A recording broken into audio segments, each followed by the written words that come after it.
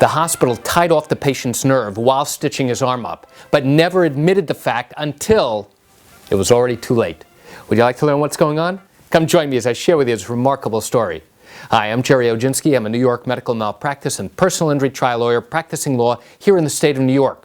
This gentleman put his arm through a window, and as a result of that suffered a massive laceration. His blood was spurting everywhere. Apparently he hit an artery. And now he goes rushing to the hospital. His friend took him. The hospital was only a few minutes away. In the emergency room, while they're stitching him up, they wound up tying off the nerve that controls part of his hand.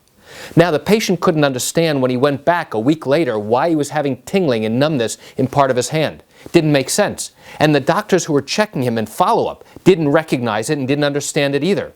Now he goes back again. He makes the same exact complaint. You know, doctor, I'm having some numbness on this part of my hand, specifically. And they check him out, they don't do anything, and they don't send him off to a specialist. It's now a month after the original injury, and now he makes the same complaint in follow-up.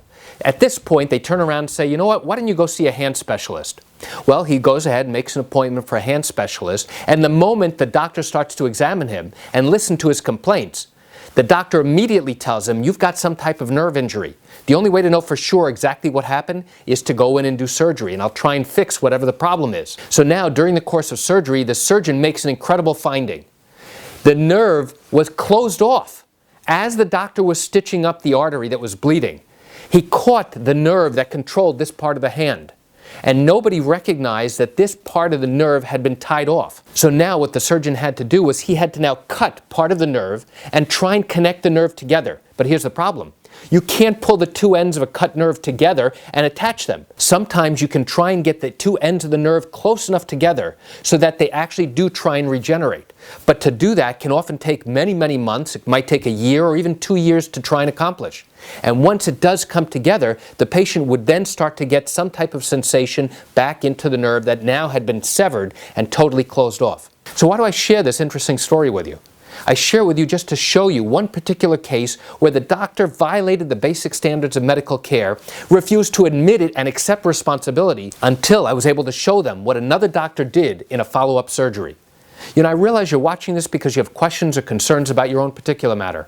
Well, if your matter happened here in the state of New York and you do have legal questions, what I encourage you to do is pick up the phone and call me. I can answer your legal questions. This is something I do every single day and I'd love to talk to you. You can reach me at 516-487-8207 or by email at Gerry, Gerry, at oginski-law.com. That's it for today's quick video. I'm Gerry Oginski. Have a wonderful day.